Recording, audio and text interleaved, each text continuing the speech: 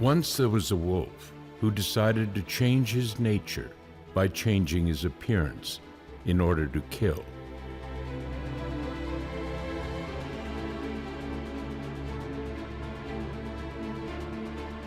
So the wolf put on a sheepskin in order to blend himself into the flock and follow them into the pasture.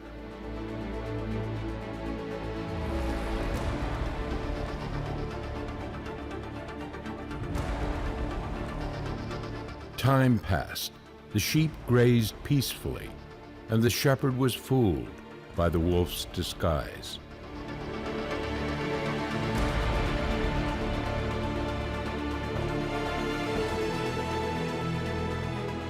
The beast struck, at first carefully killing only a few.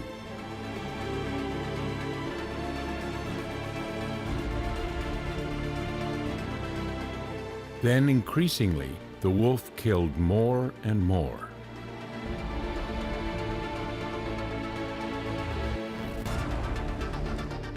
The fields filled with blood, the sheep disappeared, one by one.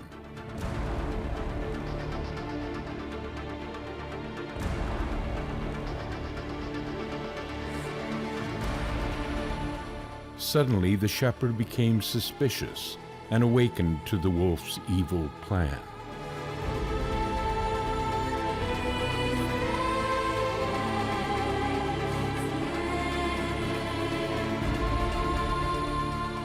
The shepherd then captured the wolf, killed it, and hung it on a tree.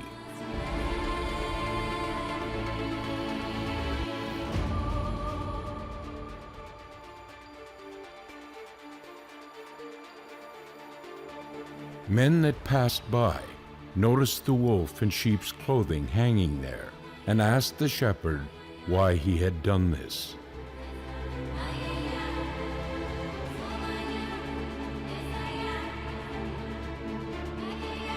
The shepherd answered, "The skin is that of a sheep, but its actions were those of a wolf."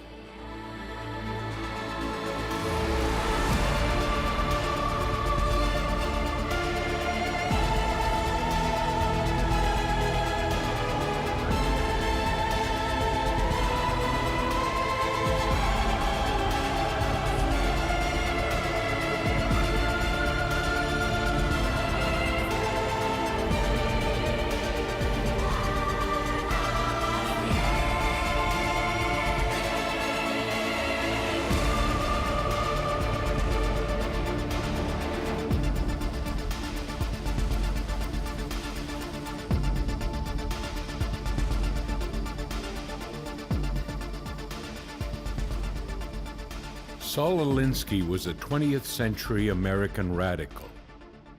Today he's best known as the father of community organizing.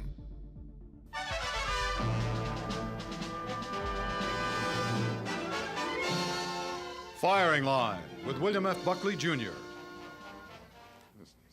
Mr. Saul Alinsky, who was born in Chicago in 1909, has become sort of the pet revolutionary of the church people of America. His organization is called the Industrial Areas Foundation, and for a fee, a very modest fee, Mr. Alinsky will come to your town, as he has to 40 others, to organize the poor. That may mean an end to orderly traffic, might mean sit-ins in City Hall, the cultivation of racial animosities, but Mr. Alinsky claims that's the way to get the toilets fixed in the slum buildings and to bring pride and a sense of dignity to the poor people. Something like the sense of dignity which presumably Sitting Bull and his people felt after a massacre. Mr. Alinsky doesn't mind criticism at all. In fact, what he minds is when he isn't criticized. He desires the poor to rise up and reject middle-class values.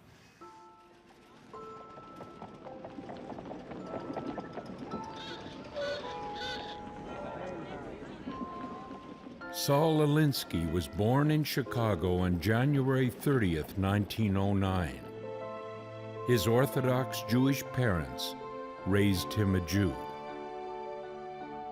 Saul Alinsky's relationship with his father Benjamin was complicated. I don't think I ever hated the old man. I never really knew him, and what little I did know didn't interest me.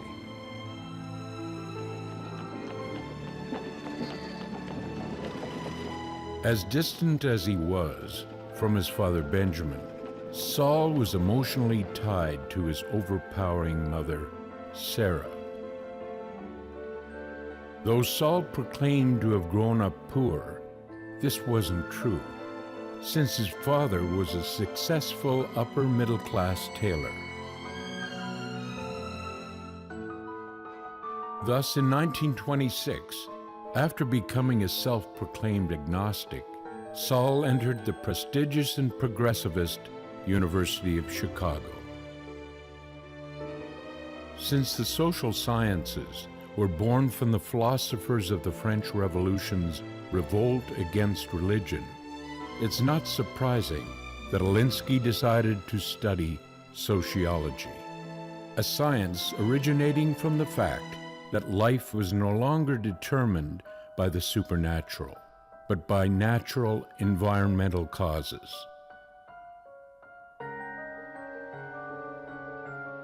Alinsky's first 2 years at university were a struggle. But in his junior year, he enrolled in a class that would change everything. The course was social pathology. The professor, E.W. Burgess. Burgess and his colleague, Robert Ezra Park, were focused on reforming America's cities. They believed the diseases of crime and poverty, of social disorganization, to have an external or ecological cause. Chicago's sociology was all about field study and the processes of social control and engineering. It had a Darwinian-based secularist evolutionary view of social change, pragmatism, and progress. Marriage and family were devalued, and self-identity was achieved by imagining how we look from another person's perspective. This collectivist mental image is called the looking glass self and is socially constructed in Marxist terms.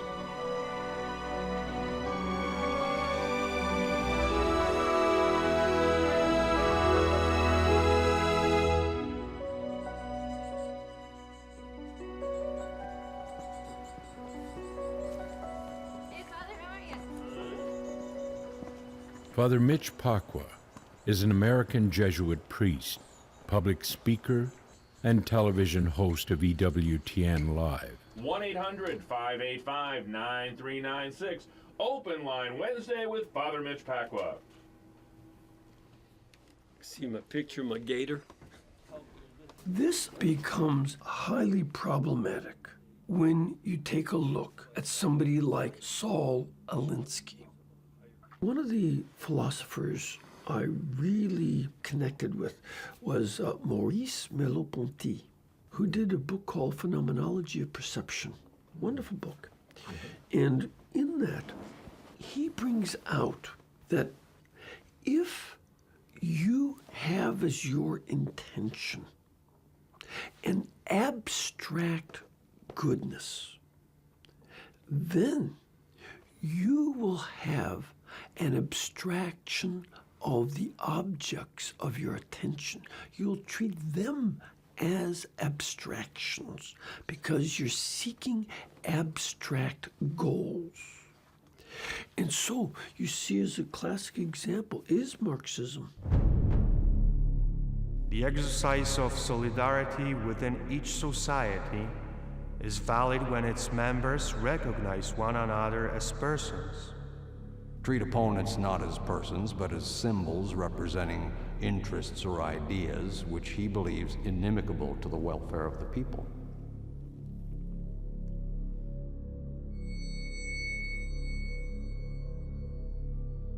After graduation, Alinsky won a graduate fellowship in criminology.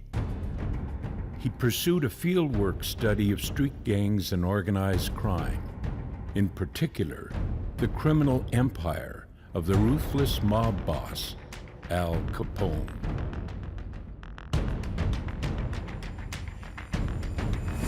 Alinsky met and befriended Frank Nitti. He was the successor of the crime family after Capone went to prison. Alinsky would say, "Nitti took me under his wing. I called him the professor, and I became his student." The mob controlled the Chicago establishment. Alinsky began meeting young criminals and underworld characters and obtaining their life stories.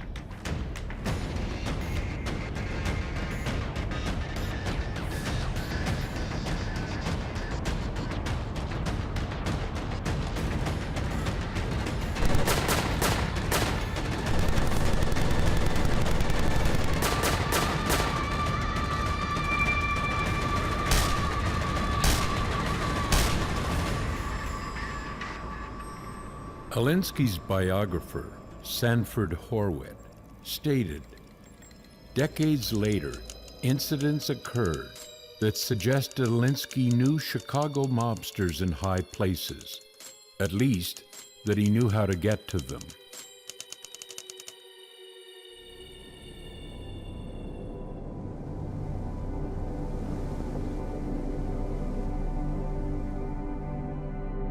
In 1932, Saul Alinsky married Helene Simone, a fellow student at the University of Chicago and a social worker.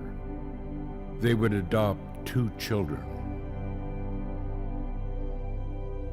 During the Depression, Saul and Helene would align themselves with new left-wing liberal or socialist groups in the Democratic Party.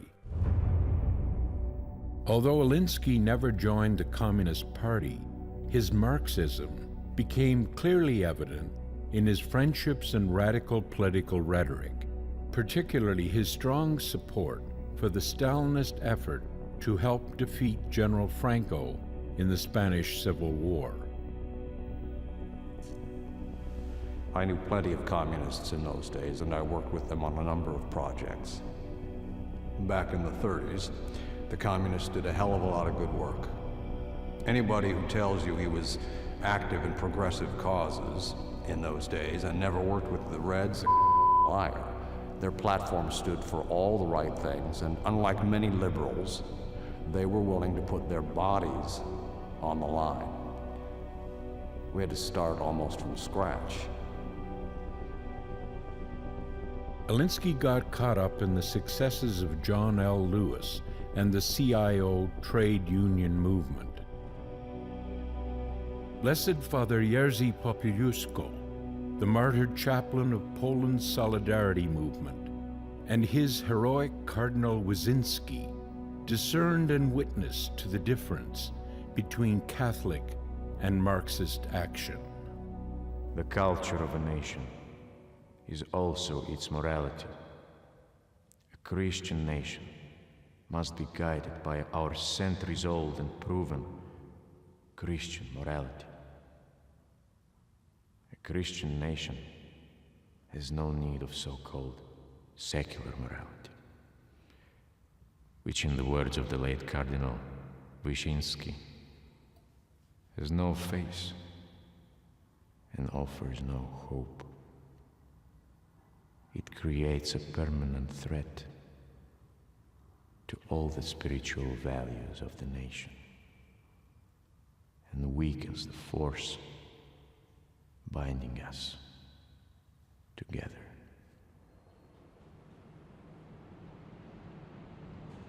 Alinsky targeted a project at the center of the meatpacking industry and the old stockyards. The neighborhood was called Back of the Yards. Its squalor was already made infamous by Upton Sinclair's book, The Jungle, and presently surrounded by the public controversy of the attempt by CIO trade union leader John L. Lewis to unionize the meatpackers. Alinsky designed an anti-delinquency youth project, which he believed would motivate the diverse ethnic groups. First, he would befriend Herb March, who was the key local organizer for the Meatpackers Union and a member of the Young Communist League. Next, he befriended Joe Meagan, a Catholic lay leader who was director of the Davis Square Public Park, federally financed by the Roosevelt administration. March and Meagan helped him organize the Back of the Yards Neighborhood Council and located it at the youth park. Joe Meagan's priest brother was then secretary to the popular liberal activist auxiliary bishop Bernard Shiel, who had founded CYO, the National Catholic Youth Organization. Joe introduced Alinsky to the bishop, who agreed to support the project and become their honorary speaker at their council's first public gathering. They had successfully recruited a cross-section of Catholic parish leaders and CIO trade unionists. The council meeting was a great success and kicked off the project's very successful fundraising campaign. This cemented Alinsky's friendship with Bishop Shiel and opened one with John L. Lewis. Late in 1939, Bishop Shiel introduced him to the wealthy Marshall Field III, who helped Alinsky establish, in 1940, his Industrial Areas Foundation. As far as my salary, or as far as the foundation's But Marshall operation... Field pays that, right? Oh, no, Marshall Field hasn't paid anything since he died about 15 years ago. Oh, the old Marshall Field. The old Marshall Field. Marshall Fields never die. Well, that can be your hang-up. I'm not going to get into that one. But you have to make a living, obviously, and well, we make our own. We're like Sherman's Army. We live off the land. That's the price of our independence. During most of World War II, Alinsky saw an opportunity to, in his own terms, rub raw the sores of discontent, a disagreement between the University of Chicago and the Back of the Yards Council. The issue was over whether the university's settlement house or Alinsky's council should house a new infant child welfare center. Alinsky applied his Marxist conflict theory to divide, conquer, and empower his council. As he said, the struggle is the victory itself. I mean, he may have had a utopian vision, but what he's laying out is a situation whereby it has to create the very unrest and disparities that he would say that he's trying to fight against. With the help of Bishop Shiel, Marshall Field's Chicago Sun, and the Washington Post, Alinsky beat the university into submission by painting it as the rich oppressor bully and his council as the little poor oppressed bullied.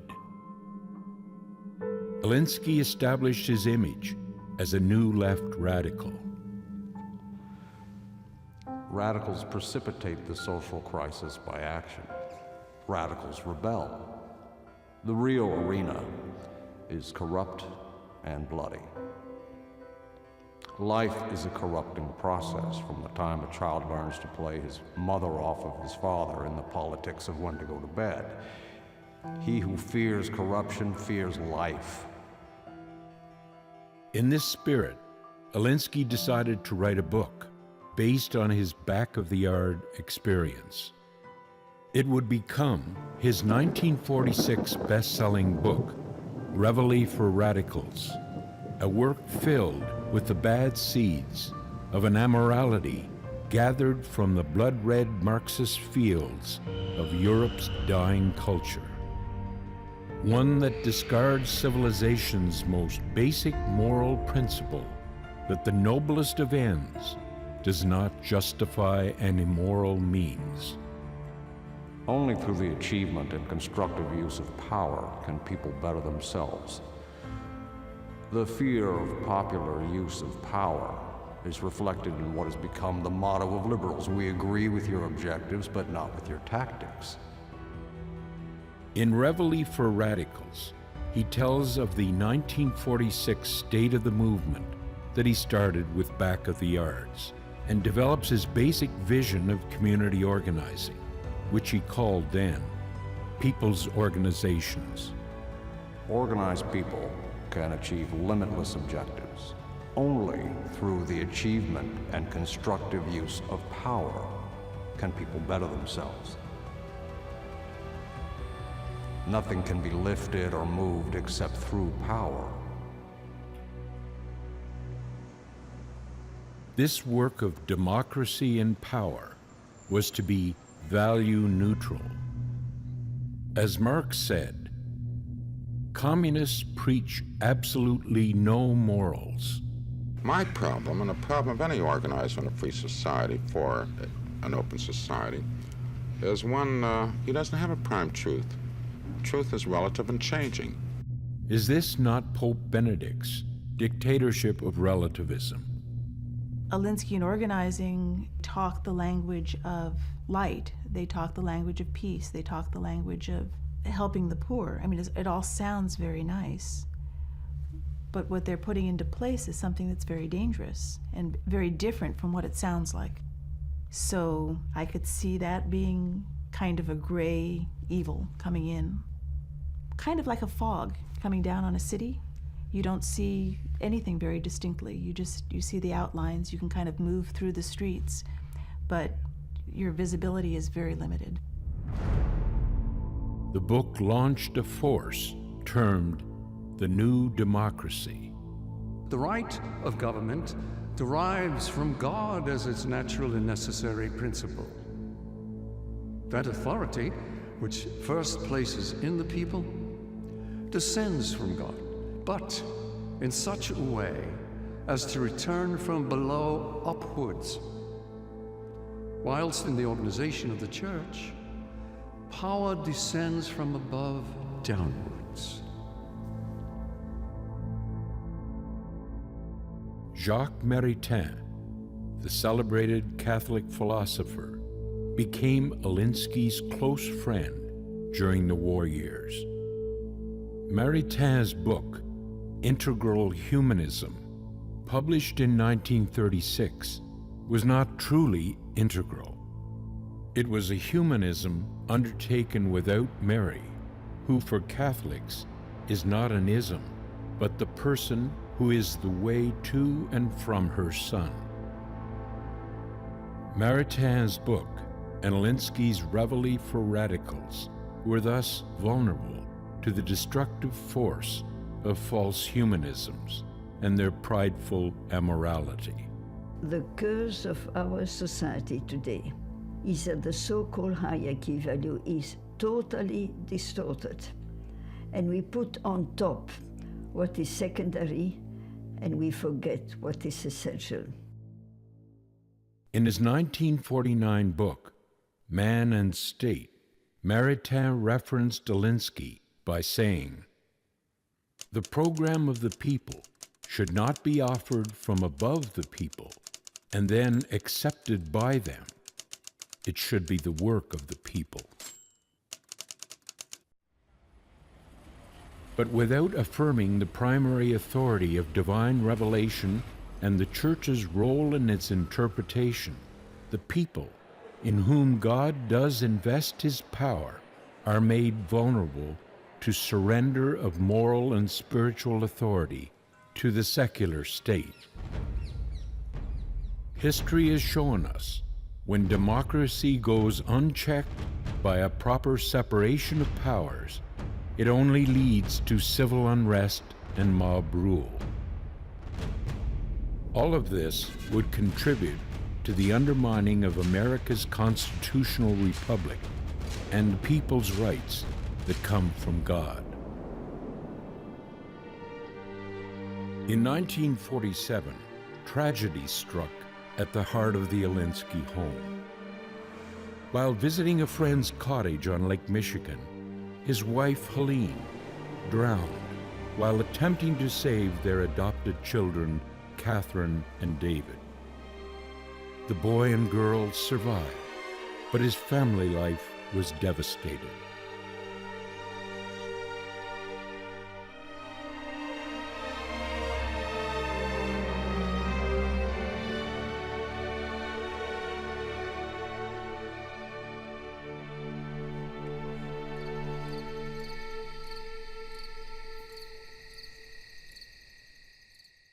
Though Alinsky denied being a communist, he never denied being a socialist.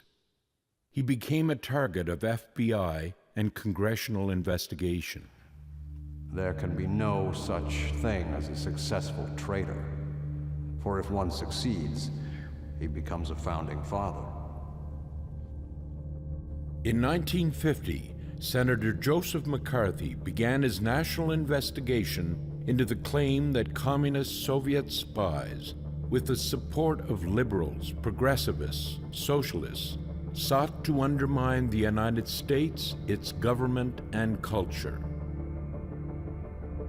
Norman Thomas, America's Socialist Party presidential candidate in the 1940s, said, "The American people will never knowingly adopt socialism, but under the name liberalism, they will adopt every fragment of the socialist program, until one day America will be a socialist nation without knowing how it happened."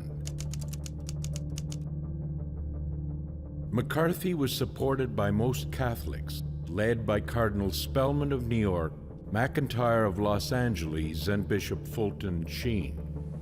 And whenever a civilization begins to die, morally or spiritually, then there begin to appear vultures. Communism is the scavenger of decaying civilizations. It makes its way into a country and into a culture only when that culture begins to rot from the inside. In the early 1950s, Bella Dodd, a ranking official in the American Communist Party, who had been raised a Catholic, returned to the church with the support of Bishop Fulton Sheen. She gave congressional testimony on the party's subversion of the Catholic Church. She declared, "In the 1930s, we put 1,100 men into the priesthood in order to destroy the church from within. Right now, they are in the highest places in the church." In a lecture at Fordham University, Dodd said, "In 1944, there was a national convention of the Communist Party, which I was elected to the National Committee openly in Madison Square Garden. During that convention, there were many people who came from all over the United States. One of the social events that I attended was a dinner given by Alexander Trachtenberg, who is an old socialist, graduate of Yale, an engineer, who's head of the publishing firm for the Communists. And in the evening, Trachtenberg rose and made a little speech. He said, "When we get ready to take the United States, we will not take her under the label of communism. We will not take her under the label of socialism. These labels are unpleasant to the American people and have been feared too much. We will take the United States under labels which we had made very lovable. We'll take it under liberalism, under progressivism, under democracy. But take it we will."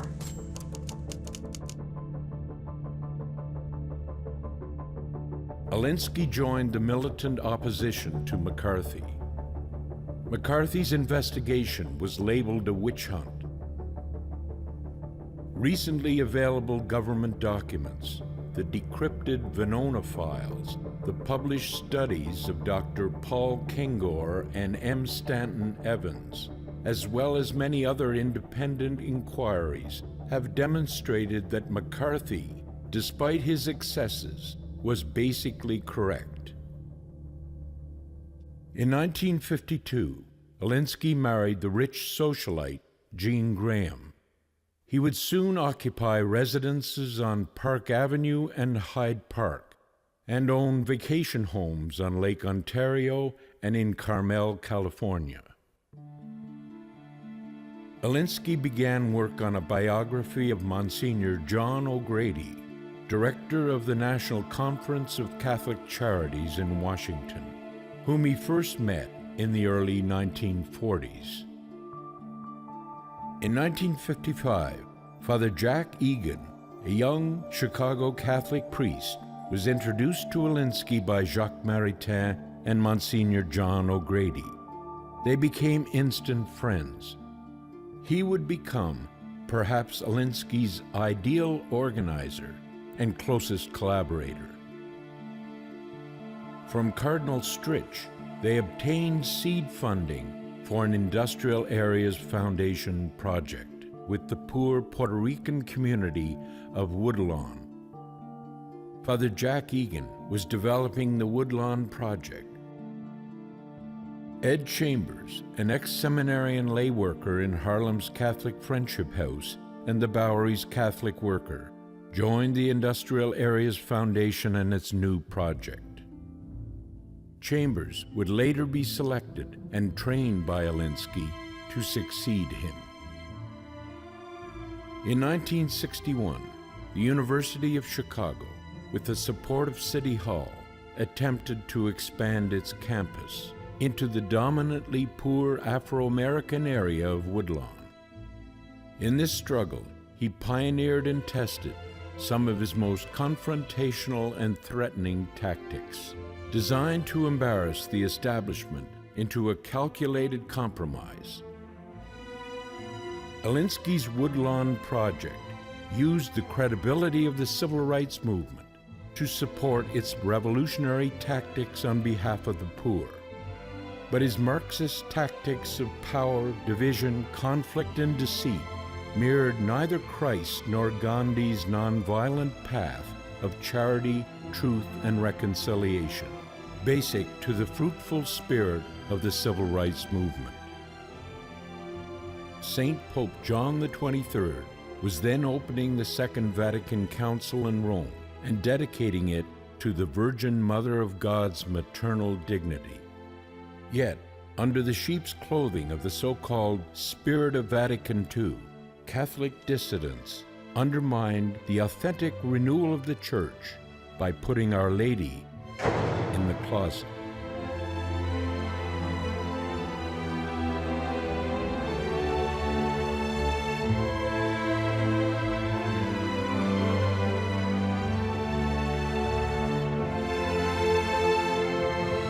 In 1964, following the race riots in Rochester, New York, Alinsky was invited there to organize the black community.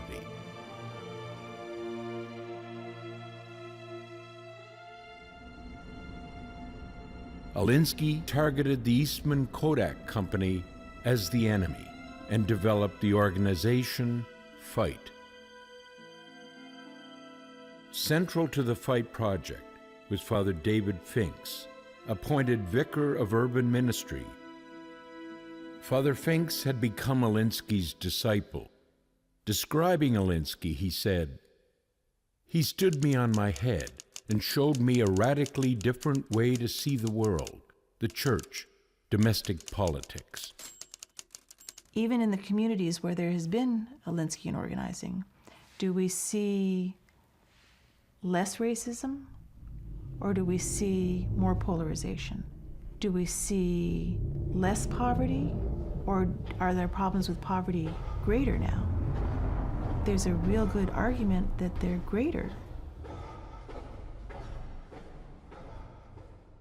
In the spring of 1966, while still married to Jean Graham, Alinsky began a relationship with Irene McInnes, an Irish Catholic woman from Boston almost 20 years younger. Soon after, he divorced his wife Jean despite the fact that she suffered from multiple sclerosis. In 1966, Jacques Maritain celebrated the 30th anniversary of integral humanism with publication of The Peasant of Garonne. In it, he called Alinsky an authentic revolutionary and one of my very closest friends, an indomitable and dreaded organizer of people's organizations, and an anti-racist leader whose methods are as efficacious as they are unorthodox. I entered the Society of Jesus in August 1968. 68 was a time of great turmoil. The Reverend Dr. Martin Luther King, 39 years old and a Nobel Peace Prize winner, and the leader of the nonviolent civil rights movement in the United States, was assassinated in Memphis tonight. A sniper's bullet cut down Dr. King as he stood on a hotel balcony in Memphis. Within an hour, Dr. King was dead. That happened at 7 p.m. Eastern Time.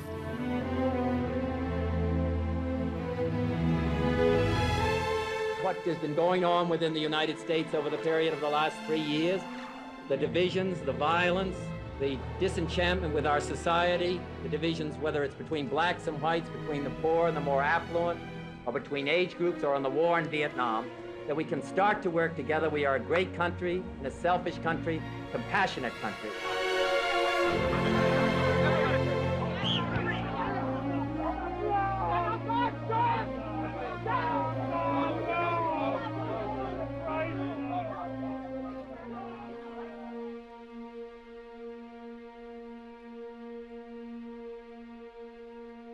There was a move within religious life. We need to remain involved in this world of ferment. So in late June of '69, after 9 months at a novitiate, the novices went to Holy Family Parish, which is one of the oldest parishes in Chicago. Of the 40,000 people who lived in the territory of the parish, 30,000 were African American, almost all living in housing projects segregated from the other 10,000, about 5,000 of whom were Hispanic, 5,000 were Italian American. Gangs from each building were there to defend the building, and this was part of the situation. I was the only novice who could speak Spanish. There were 2 Jesuits at the parish, Father Jerry Helfrich, Father John Bauman, and they'd been trained in Alinsky-style organizing. They were working with a guy named Tom Gaudet. Gaudet was a Catholic who worked with Alinsky, and he was one of his earliest disciples. So they wanted me to work with them, and I was happy to, actually, because they gave a vision of trying to help poor people gain some kind of ownership of their own fate in a situation that was way beyond their ability to control. I didn't know what I was doing by any means, but I wanted to learn from them. Father Helfrich and Father Bauman made clear, you have to choose an issue that's right up front, but an issue that's small enough that at an early stage you can win on the issue. And they saw the problem with the street gang I was working with and their need for a place as the way to deal with that. There was a big meeting of the black leaders and Hispanic leaders to unite folks in both communities. The Italians, though, were not really included. And this was part of the problem, because they were seen in some ways as the enemy. Father Helfrich said, you've got to identify an enemy. Who is the enemy here? the night of that big meeting of Black and Hispanic leaders, there was also an enormous black gang fight between black gangs, which had nothing to do with me. I didn't know the black gangs. But because it happened at the same time, it's associated. And a number of the leaders in the Italian community began to identify me as the instigator of these gang fights. A few days after that, four Italian men, came up and they stopped to ask directions.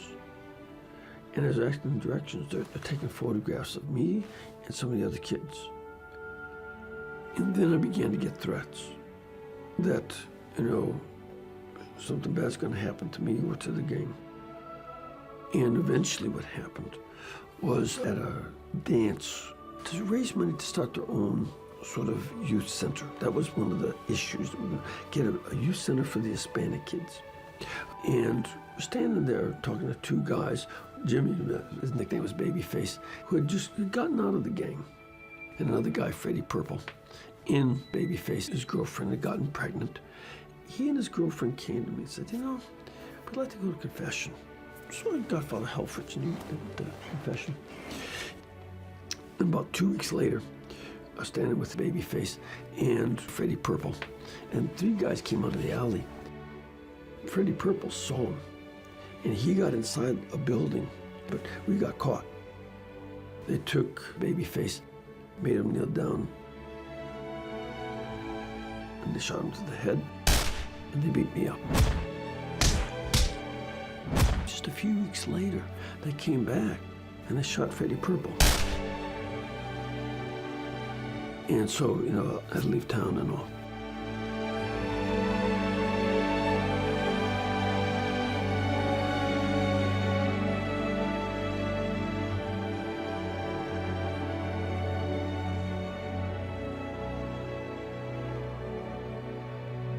I look back at that, where we had set up this situation of enemies and stirred up other enmities in the community. And that made me pull back and rethink, what are we doing here with power politics, with the issue of trying to help people? That was clear. There was no doubt of that. But this, is something that became, I think, a core problem. And the more I saw it, I also began to realize one of the problems with Alinsky's method is that it divorced itself from standard morality. It put a lot of moral issues in another compartment, the irrelevant compartment. The relevant compartment was help these poor people, whatever it takes. Cardinal Cody of Chicago, who opposed Alinsky in organizing, shut down Monsignor John Egan's Office of Urban Affairs, thus taking away Alinsky's financial support. Father Theodore Hesburgh, president of Notre Dame University, stepped into the breach. He invited Monsignor Egan to Notre Dame, which would become his base of operations for the next 14 years. In 1968, the National Catholic Bishops' Conference president, Archbishop Dearden of Detroit, brought Bishop Joseph Bernardin to Washington as the NCCB's General Secretary.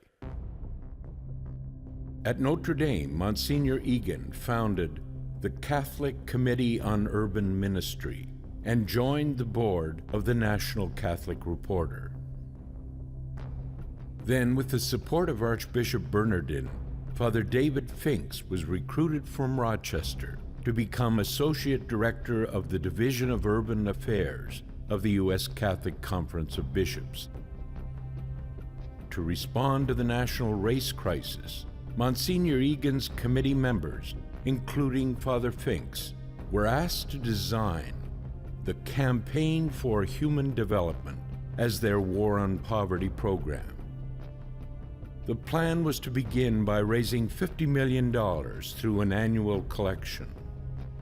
4 of the 5 members of the committee who designed the original concept, which included Monsignor Egan and Father Finks, were supporters of Alinsky and thus sympathetic to his industrial area's foundation. Father Finks stated, "I was convinced that Alinsky's approach was the best there was. I didn't see anything else on the horizon." Bishop Bernardin, in his speech to the bishops, called Alinsky organizing the best process and rationale for organizing people. In 1970, the bishops approved the plan.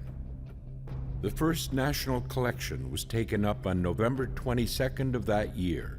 It's $8.5 million, the largest collection in church history at that time.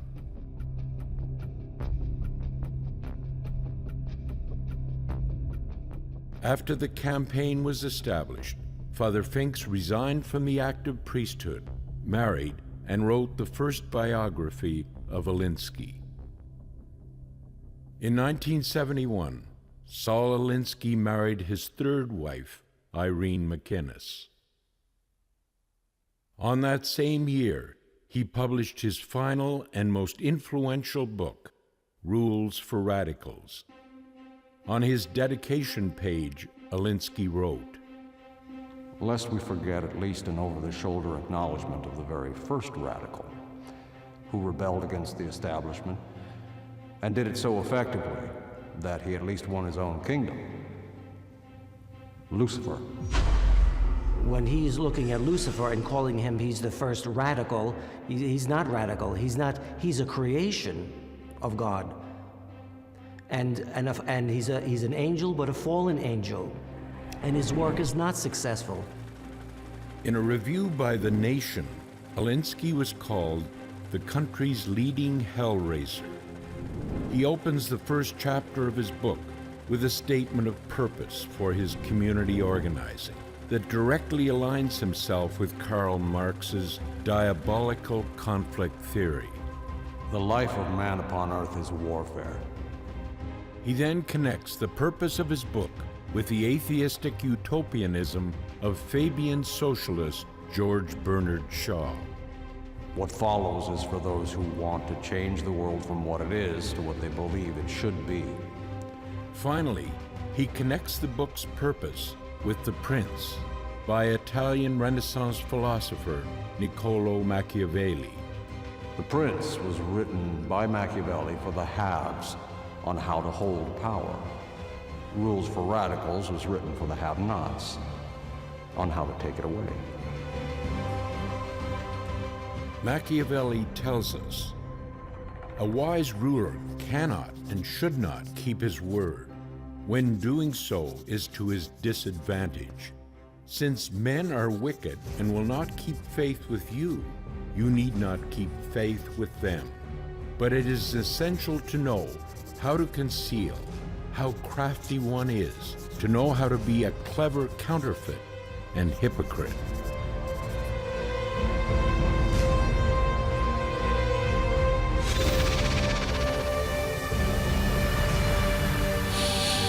The end justifies almost any means. All effective actions require the passport of morality. You do what you can and clothe it in moral garments. Pick the target, freeze it, personalize it, and polarize it. Make the enemy live up to its own rules. Moral rationalization is indispensable at times of action, whether to justify the selection or the use of ends and means. In a Playboy magazine interview, which he did a few weeks before he died in 1972, Alinsky had this to say. "If there is an afterlife and I have anything to say about it, I will unreservedly choose to go to hell. Hell would be heaven for me.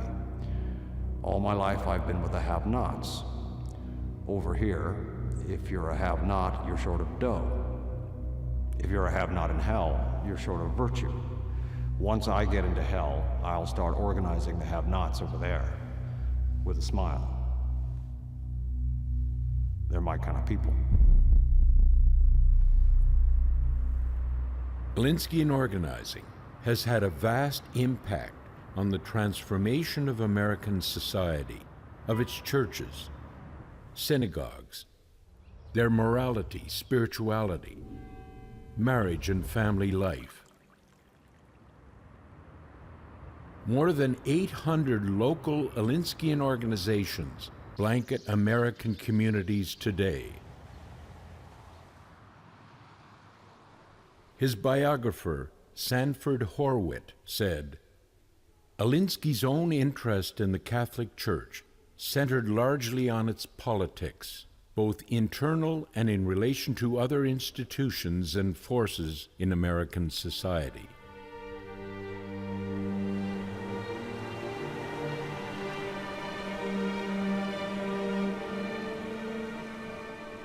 On June 12, 1972, after visiting his second wife, Jean, in Carmel, California, Saul Alinsky walked out of a local bank, collapsed on the sidewalk, and died of a massive heart attack.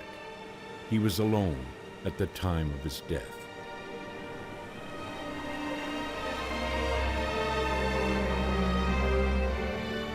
Monsignor Jack Egan, perhaps his most faithful follower, and the man who asked Saul to write rules for radicals, heard the news report of his death over his car radio while driving back to the University of Notre Dame. After Alinsky's death, IAF leaders Ed Chambers, Richard Harmon, and Ernesto Cortez sat down to assess the factors that contributed to the failure of earlier organizing drives. They identified patterns of instability, ineffectiveness, and eventual disillusion due to the IAF having a charismatic leader upon whom they were too dependent.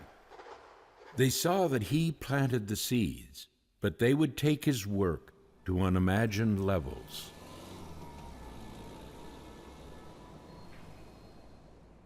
As IAF organizer, Michael Gakin writes in his book, Going Public, while Alinsky had many gifts and strengths, he did not create organizations that endured. So, on top of Alinsky's vision, the new team built the organization, one that would support and be supported by Marxist, socialist, progressive causes. Thus, it would extend its influence into every major institution and every facet of American culture, and finally, into the centers of economic and political power. In 1976, the U.S. Conference convened the Call to Action National Conference in Detroit as a result of the Second Vatican Council and a 2-year consultation with over 800,000 Catholics to help them shape the course of post-conciliar renewal. Unfortunately, middle management decision-makers selected its 1,340 delegates from 152 dioceses. With the support of Archbishop Bernardin, president of the Bishops' Conference, Monsignor Egan, an Industrial Areas Foundation board member, was appointed co-chair of Call to Action's plenary sessions. Ex-priests, ex-nuns, and lay dissenters were given a stage. On October 21st, Cardinal Kroll held a news conference just before the Call to Action opened. In it, he stated, "Rebels have taken over our conference." The radicals who controlled the conference manipulated it to launch a revolution of dissent. They developed an agenda that sought to create a democratic, non-hierarchical church. Thus, the conference recommended support for a competent ecumenical action group with diocesan resources used to train organizational leaders, meaning Alinskyan organizers. Their recommendations also included the ordination of women, married priests, etc. Though rejected by the bishops, the conference report galvanized continuing dissent and destruction in the church. In 1995, in a speech on the 25th anniversary of the Campaign for Human Development, Cardinal Bernardin lauded Monsignor Egan, saying, "For decades, he has been an inspiration to the campaign's work, the great work of community organizing begun in Chicago."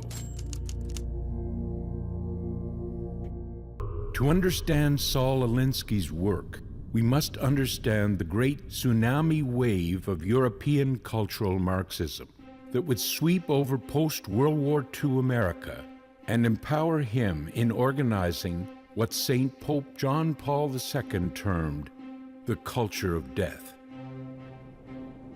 Three hellfire movements of cultural Marxism would shape Saul Alinsky as they would reshape America. The first movement is Frankfurt Socialism. In 1923, Vladimir Lenin, the head of the Soviet Union, recognized that the international communist revolution would not spread to highly industrialized countries like the United States. Thus, at the University of Frankfurt in Germany, he brought together a group of scholars to retool their strategy. It was first going to be called the Marxist Institute, but in order to camouflage its nature, it was instead called the Institute for Social Research. Key members of the group moved to the United States, especially to Columbia University, during the rise of the Third Reich. While in the U.S., they further developed what they called critical theory. It was designed as a strategy to change, revolutionize, and bring down America by criticizing it. Max Horkheimer, Theodor Adorno, and others from the Institute developed what we now call political correctness. George Lukács, Erich Fromm, Wilhelm Reich, and Herbert Marcuse developed the strategy of the sexual revolution, which they based on Sigmund Freud's pansexualism, the search for pleasure. Critical theory exploited the differences between the sexes to incite gender conflict. It exploited their commonalities to incite gender confusion. The second movement is Gramsci Socialism. It was established by the Italian Antonio Gramsci during the years just prior to World War I and into the 1930s. It was designed to capture the mind of the society through a quiet fifth column revolution of religion in the culture. The Catholic Church was Gramsci's prime target. Gramsci's socialism was designed to destroy belief in God and to deny the reality of the supernatural life by changing the existing Christian mind into an anti-Christian mind by a false Marxist humanism which lets the entire effort be solely by man for man's sake. It was to do so by incrementally and gradually transforming America's Judeo-Christian culture by overthrowing its moral and spiritual values from within. It would target family life by infiltrating and transforming education, law, military, media and entertainment, unions, and public interest groups.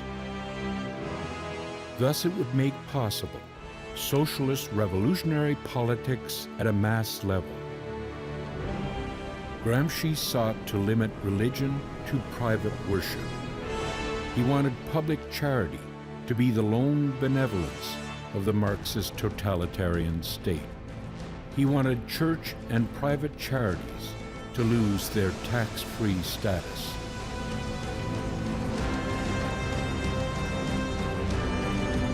The third movement is Fabian socialism. The Fabian Society's program of cultural Marxism was established in the United Kingdom in the late 19th century. It took its name from the Roman general Fabius Maximus, whose victories were won by patience and attrition, by avoiding open confrontation, by slowly dumbing down and changing the moral standards of their enemies. Their symbol is the wolf in sheep's clothing, designed by Fabian member George Bernard Shaw. Their strategy was predatory, one of concealed stealth and deception. In 1887, their stated aim was the reorganization of society by the emancipation of land and industrial capital from individual and class ownership. The society accordingly works for the extinction of private ownership of property and land.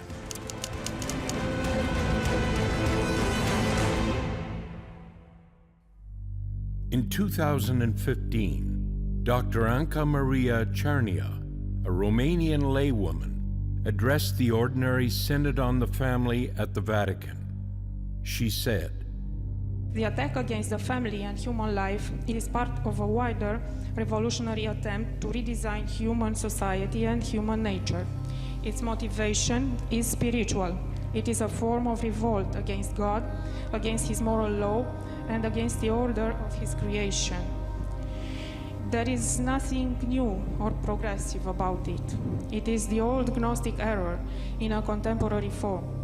Gnosticism has been known to the Church since the first Christian centuries. The basic idea is the same as the serpent's proposal to Adam and Eve, to eat the forbidden fruit, to ignore God's commandment. The serpent was saying, the day you eat from it, your eyes will be open, and you will be like God, knowing good and evil." Gnosticism is the evil one, the great deceiver's ultimate strategy. It's the Antichrist tyranny of relativism and will to power. The devil's names are his tactics: liar, deceiver, divider, accuser, adversary, lawless one, destroyer. And I heard the voice from heaven saying to me, "All things that are on earth hasten to their end. For you look to the north, and behold, 5 beasts stand there. These are the 5 ferocious epochs of temporal rule, and the last is like a gray wolf, neither black nor white, but gray in their cunning, who tries to do his will with the devil's arts." The satanic poetry of Karl Marx reveals his Gnostic plan. I wish to avenge myself against the one who rules above. I will wander godlike and victorious through the ruins of this world. Thus heaven I forfeited, I know it full well. My soul, once true to God, is chosen for hell. God chose our Blessed Mother to be the final conqueror of Luciferian Gnosticism. Remember, he said, "I will put enmity between you and the woman." He said that to the serpent, the devil. enmity, bitter hatred between you and that woman, between your offspring, those who follow you, and hers, those who follow her son, Jesus, and all his disciples. And then that climaxing statement when God said, "You will strike at her heel, but she will crush your head." And that's the promise, that the victory will be Christ's, and his mother will be his instrument to bring down Satan and his kingdom. As Marxist socialism would emerge in the 19th century, so would begin an age in which the Blessed Mother would frequently come into our wounded world to call us back to her Son before it was too late. In 1830, Our Lady appeared to St. Catherine Labouré, offering her the miraculous medal with a warning that if men did not change, the streets will run with blood. The whole world will be in sorrow. In 1842, buried in a field and lost for 126 years, St. Louis de Montfort's true devotion was discovered, which prophesied the coming reign of Mary. In 1848, St. Bernadette Soubirous would be visited at Lourdes by Our Lady of the Immaculate Conception, who called out, "Penance, penance, penance." Mary appeared at Fatima in 1917. In 1929, she said to Sister Lucia, "The moment has come in which God asked the Holy Father, in union with all the bishops in the world, to make consecration of Russia to my Immaculate Heart." In 1931, Jesus himself appeared to Sister Lucia, saying, "They did not wish to heed my request. They will repent and do it, but it will be late. Russia will have already spread her errors throughout the world, provoking wars and persecutions of the Church. The Holy Father will have much to suffer."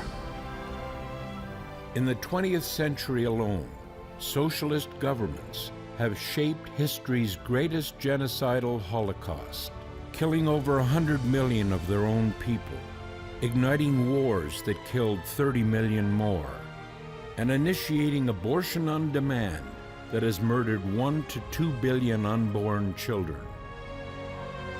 So where is all this death and destruction leading us? If I exclude God from the picture, I become God. And that's exactly what's happening with so many people. I become my own God, I determine what I want, and this is the way I want to live, and no matter what I have to do to anyone else, so my desire to be a God justifies any means I need to get there. And of course, that destroys the order God put there. You know, Bishop Sheen said, you know, if we continue to destroy life at every stage, the logic will be a nuclear war. That's what he said, because it would be the ultimate destruction of life.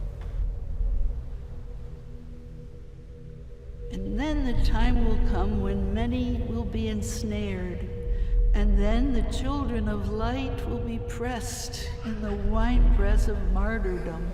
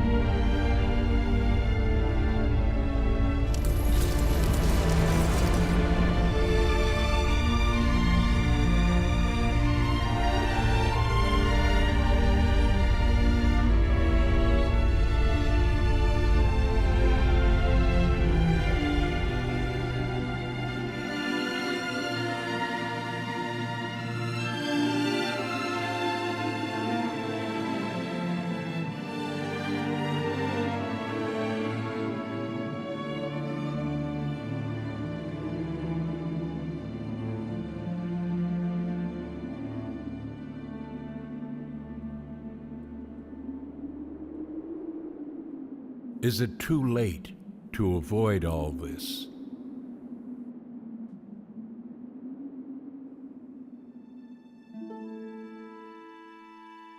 Let's look at a hopeful sign from recent history.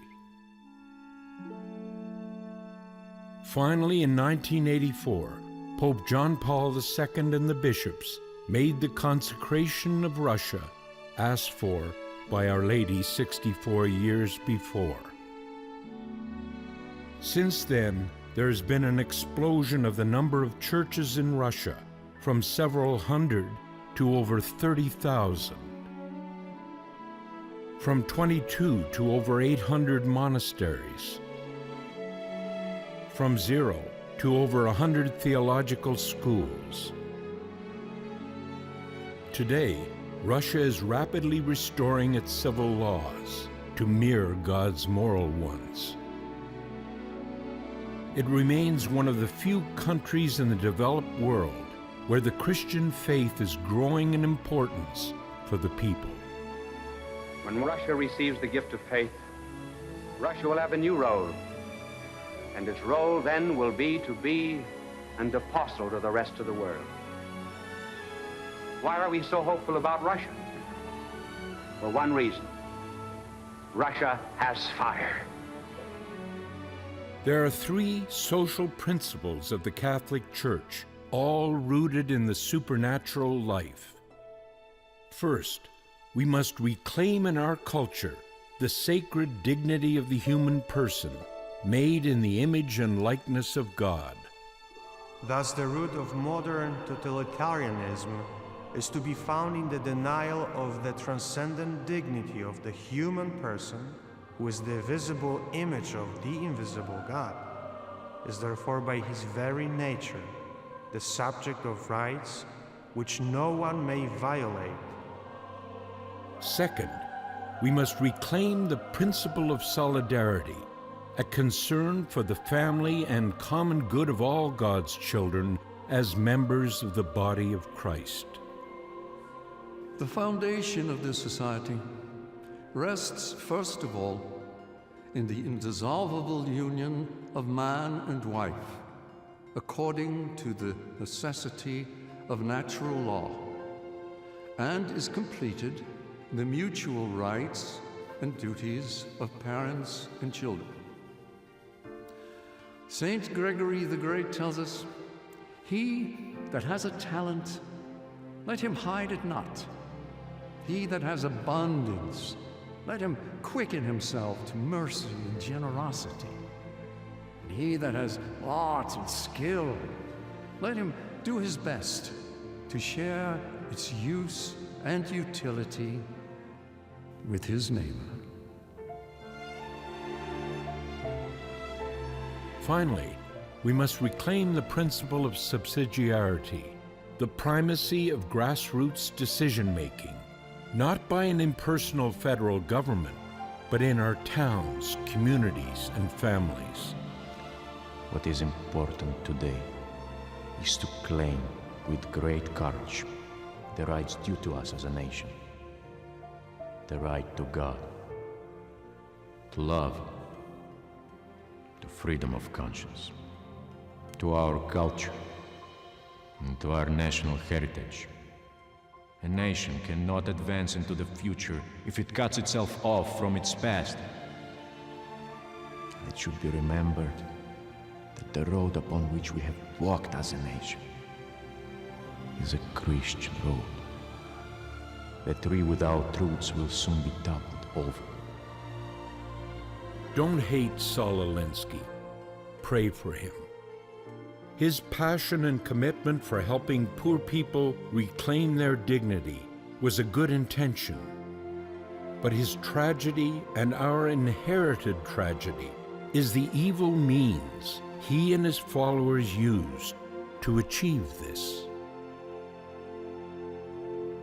Well, no one could read the life of St. Francis without reading about the story of the Wolf of Gubbio, which is a very enchanting story.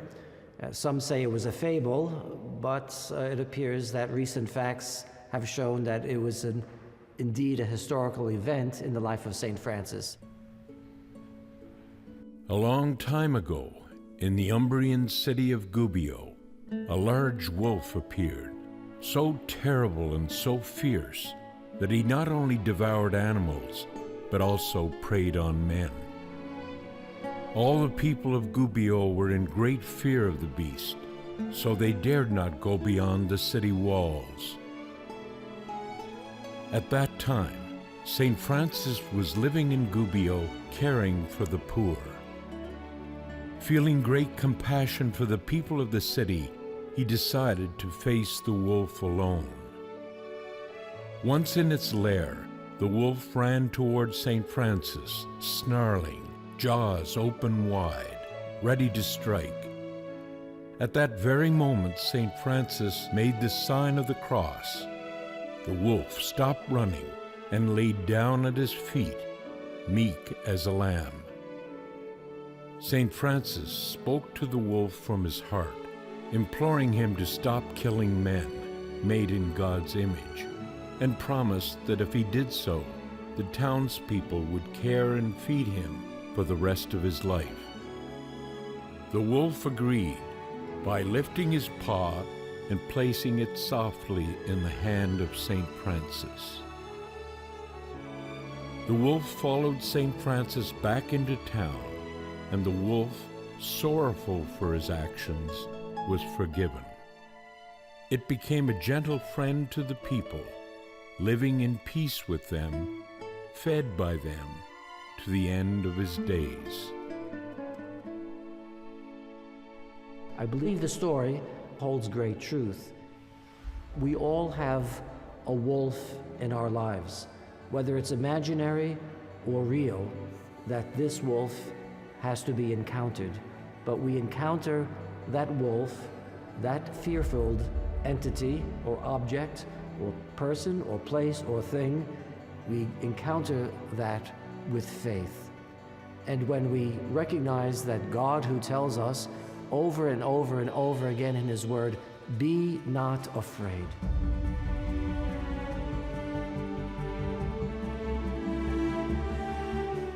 The foundation of America and our philosophy, embodied in our Constitution and so on, the right to life, liberty, the pursuit of happiness, all stems from the acknowledgement of a creator and one who, by his divine providence, is active in our world.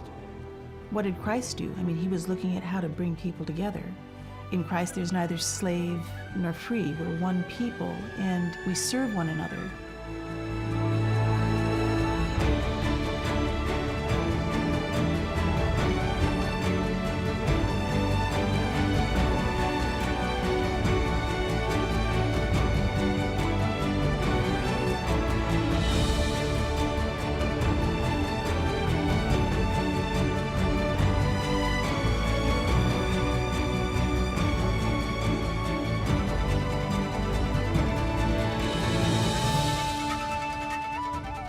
Dignity as persons who can accept other persons and give ourselves to other persons is an image of what goes on in the Blessed Trinity. We are made for truth, but the main thing is to understand, ultimately, truth is not a proposition. Truth is a person. Keep this in mind when you say truth. You're referring to God very much as when you say life or you say beauty, you're referring to God. And this is the message that St. Francis has to give to us, that God is present to us in a most humble and a hidden way.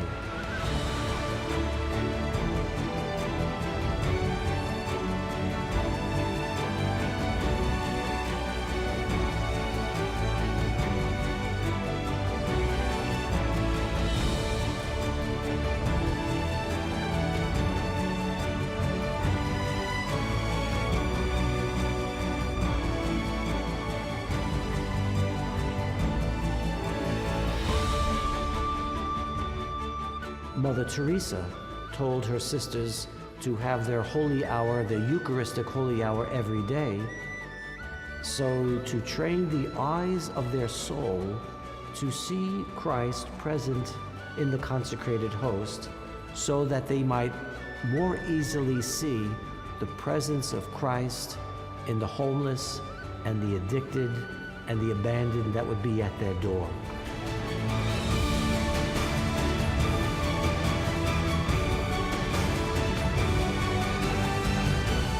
We must return again to our Good Shepherd, Jesus Christ, the Son of God, the Son of Mary, who never stops searching for us in the empty fields of this life.